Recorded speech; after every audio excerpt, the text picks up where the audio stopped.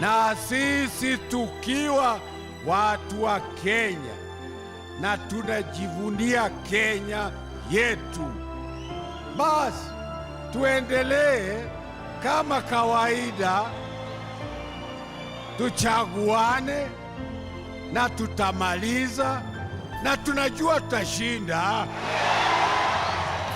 Cometh the hour, cometh the man. His leadership skills are unmatched, his track record unbeatable, his experience unprecedented. We'll continue to manage the economy prudently in order to achieve more growth and raise the standards of living of all Kenyans. He is a man on a mission to turn Kenya around, and he succeeded so far in only 5 short years. Today, I am delighted to join you all in celebrating this important milestone in our efforts to get the livestock industry back into production. And we are back into production. His leadership skills have seen the country achieve unimaginable growth rates, 7% and counting the last year alone, the highest in decades. He's privatized industries, brought back a spirit of investment, encouraged local competition, and made us all proud to be Kenyans. And now he's asking Kenyans for another chance to prove that he's the right man at the right place at the right time. He is Mwai Kibaki, and he was born to lead.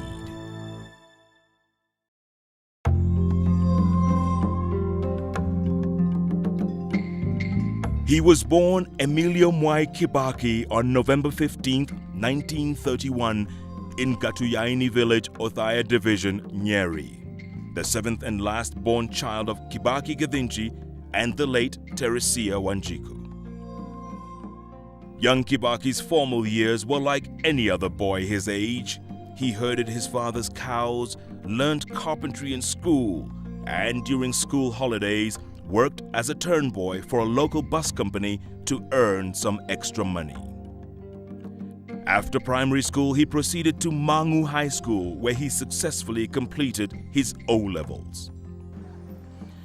With his grades, he was accepted to the prestigious Makerere University in Uganda, where he studied economics, history, and political science. It was here that his political activism was born. He served as chairman of the Kenya Students Association and the vice chairman of the Makerere Students Guild. He graduated in 1955 with a first-class honors degree in economics and earned a scholarship to the prestigious London School of Economics. He went back to Makerere in 1958, where he taught as a lecturer. In the meantime, the calls for independence from the British were getting louder and louder, and the country needed the services of its preeminent academics and professionals. So in 1960, he quit Makerere and returned home to join the Kenya African National Union, or KANU, one of the African parties pushing for change. In 1962, Kibaki met and married Lucy Muthoni, and they would go on to have 4 children: Judy, Jimmy, David, and Tony.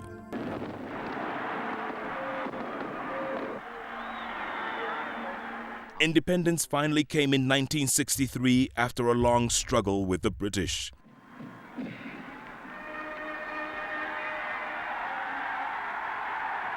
It also inflamed the ambition of the people of Kenya.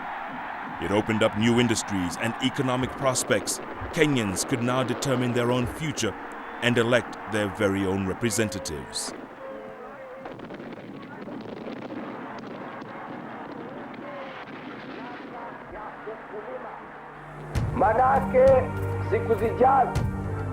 Mwai Kibaki therefore became a people's representative in 1963.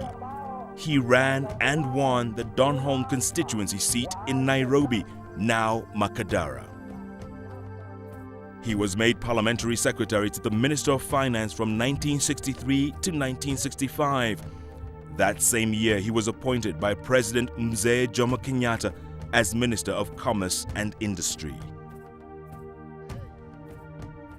In a short space of time, Mwai Kibaki had become a central figure in the development, stability, and prosperity that came about in the early years after independence. Soon after, he was made Minister of Finance, and this was the familiar picture Kenyans knew him by, with briefcase in hand on budget day. Under his stewardship in the finance ministry, the economy grew an average of 7% during the 1960s and 70s. Farmers were being paid high prices, coffee and tea industries expanded, and horticultural production began. By quickly establishing a manufacturing base, Kenya became the leading supplier of goods in the East African community. Even the oil crisis of the 1970s failed to prevent the momentum of Kenya's growth. Kenya was enjoying the windfall of good governance and wise leadership under the stewardship of educated and qualified technocrats like Mwai Kibaki.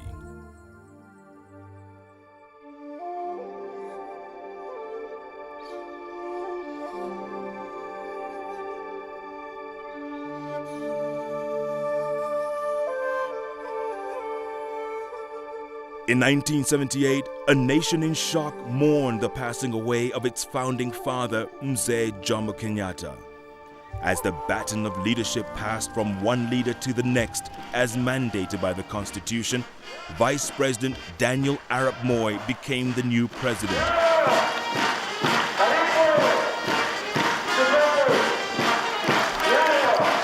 Mwai Kibaki found himself side by side with the incoming President Daniel Arap Moi, a position he served with dedication and loyalty for more than a decade. Around here, he was simply known as the man next to the man.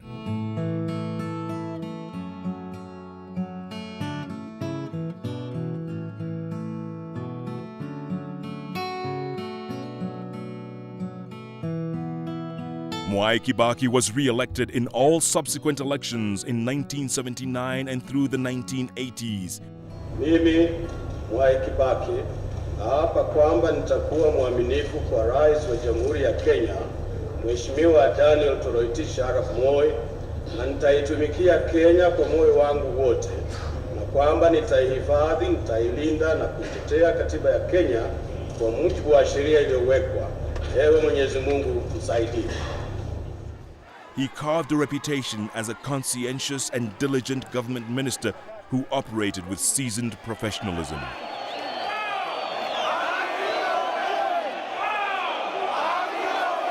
By the end of the 1980s, the clamor for political change was gaining fever pitch. Politicians from the opposition were galvanizing together to ignite what was to become known as the Second Liberation.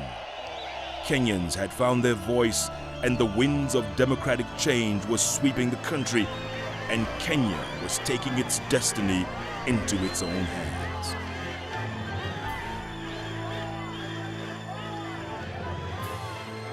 "1990 saw the repeal of Section 2A of the Constitution that had removed the right of Kenyans to form political parties, and a new provision in the Constitution that would limit the presidency to 2 terms. It was at this point that Mwai Kibaki would have to make a decision that would determine the future of his political life and that of the nation. Sina wasiwasi kabisa, nina uhakika kabisa ya kunitosha tena zaidi. Simply kwa sababu Kibaki amerule mwaka 5. Na Kenyans wengi hata saa hizi, hata oppositions wanasema kama Kibaki tulikuwa tungepatia 1992 tungekuwa mbali. Everybody is saying so. Kweli na manufaa kwa Kenya mzima. Mimi kura yangu itaenda kwa Kibaki. Ungana na Wakenya kote nchini. Kazi iendelee. Kura kwa Mwai Kibaki. Iwapo nitapiga kura kwa sasa, kura yangu nitampa Mheshimiwa Mwai Kibaki. Sababu zangu ni kwamba nina watoto ambao ni wadogo ambao wako kwenye primary school, nina hakikisho ya kwamba mwaka ujao sitalipa school fees ya high school. Kura yangu nitampigia Mheshimiwa Mwai Kibaki. Ungana na Wakenya kote nchini, kazi iendelee. Kura kwa Mwai Kibaki. Rome was not built in a day. What has happened over the last 5 years is work in progress. Yani tunaendelea na tunahitaji some more time kuona more progress. Kusema kweli, majimbo si the way forward. Juu to divide as a nation. Kwa sasa tunahitaji kuwa pamoja.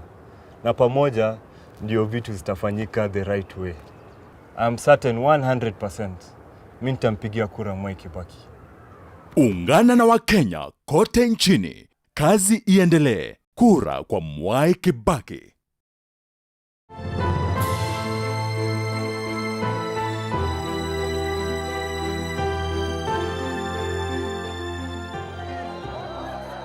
In a move that rocked the shape of Kenyan politics forever, Mwai Kibaki, for so long the loyal vice president, broke off from Moi and KANU and decided to go it alone. The Democratic Party was created, and in one fell swoop, Mwai Kibaki had transformed himself into a leader for change in the country. Vivyo hivyo, sisi tutajua kwamba tutashinda. Tufuate umoja, tutafute haki. Kenya mpya imeshajengeka. Imeshajengeka. Kenya ile mpya. Under the banner of the Democratic Party, Kibaki began articulating his plans for a better Kenya. The Democratic Party believes that Kenya must regain its lost good name and past glory. It has also the potential to elevate its status even higher in the community of nations. In 1992, the first election since the return to multi-party politics took place.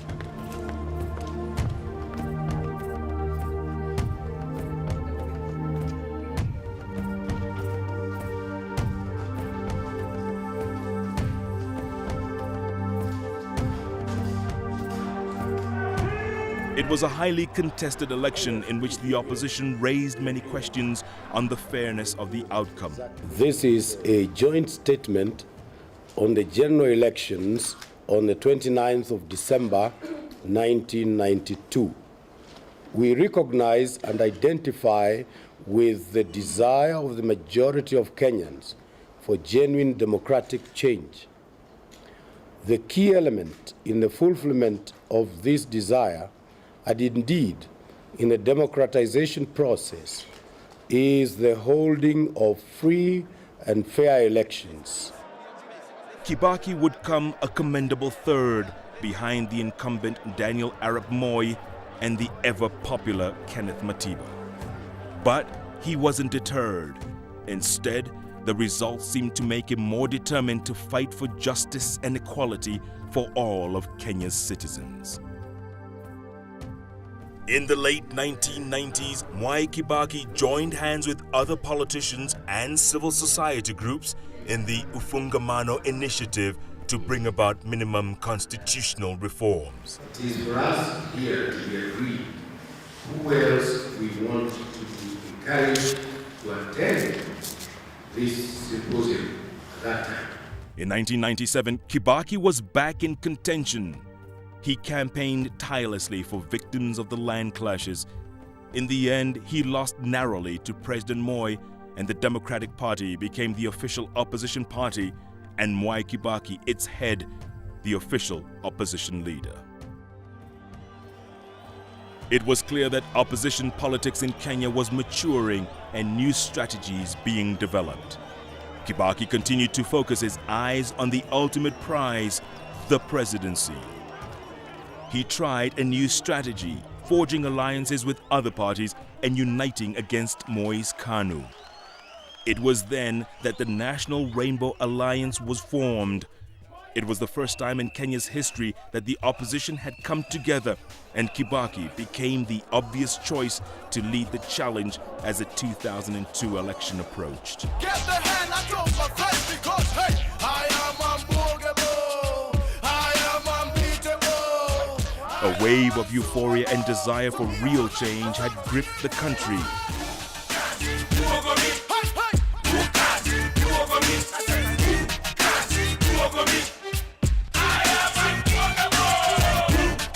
But during the campaign, tragedy struck. Kibaki was involved in a serious car accident that almost ended his campaign and almost cost him his life. But Kibaki bounced back and overwhelmingly beat the opposition candidates. He garnered more than 67% of the popular vote. The long, hard struggle had come to an end, and Kenyans ushered in a brave new era. These provisional figures do give indication that Honorable Mwai Kibaki is ahead of the next presidential candidate, that is Honorable Uhuru Kenyatta, by a very wide margin. It is not likely that the margin can be eliminated. He has therefore professionally satisfied the criterion upon which a presidential candidate must be declared elected. The Electoral Commission therefore declares Honorable Mwai Kibaki the President of Kenya. Despite the accident, the man from Othaya had fulfilled his and the country's destiny.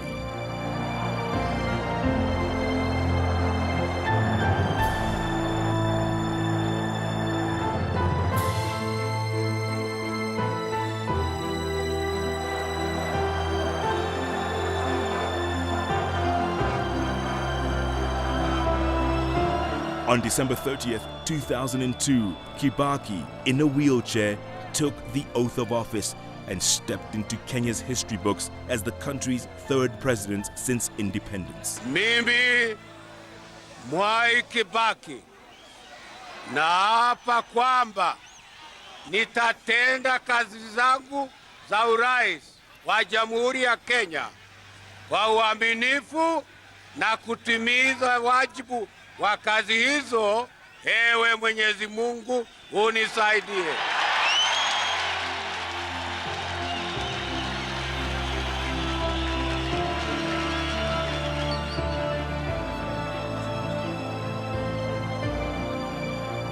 The new era had begun with a man determined to chart a brave new future for the country.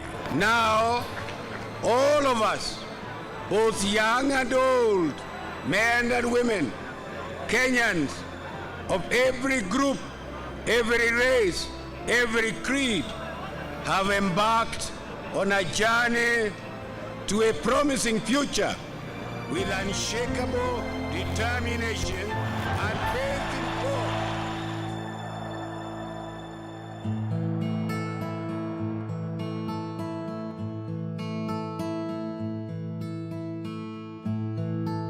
That was then in a very different Kenya from the one we live in today.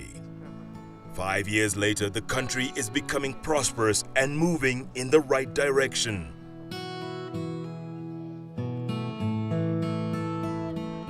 When President Kibaki was elected, he took over a country in a desperate state that failed to live up to its mighty potential. Years of misrule had left the economy in tatters. Millions remained unemployed, and the country's infrastructure and social balance had been severely eroded. The country needed an overhaul, and Kibaki used his experience and knowledge to rapidly turn things around. In a few months, the change was clear for all to see. Loss-making state corporations were turned into efficient service providers. Farmers began receiving fair prices for their produce as marketing and processing organizations such as the Kenya Meat Commission and the Kenya Cooperative Creameries were restructured. The Nairobi Stock Exchange has produced record returns as more companies become listed and more Kenyans can own a share and stake in the economy. In 5 years, Kenya has bounced back. Jobs have been created. Foreign investors are streaming in. Tourism is booming. Simply put, the country is working. Kibaki's love of education and vision for seeing a generation learn made him make some sweeping reforms in the field of education. Free tuition for all primary schools, something he now wants to extend into the secondary level. To ensure that as many teenagers as possible attend secondary school, my government will provide free secondary education from January 1st, the year 2008, next year. He wants to build infrastructure, roads, bridges, highways, and byways. He wants to help farmers grow more, sell more, do more. He wants to encourage Kenyans to invest in their own country. He's made banking safer